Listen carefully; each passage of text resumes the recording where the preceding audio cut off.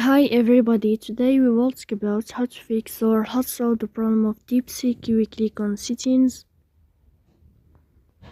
Here we click on apps, default apps, app settings. In this list you will scrolling down until you find this application of Deepseek.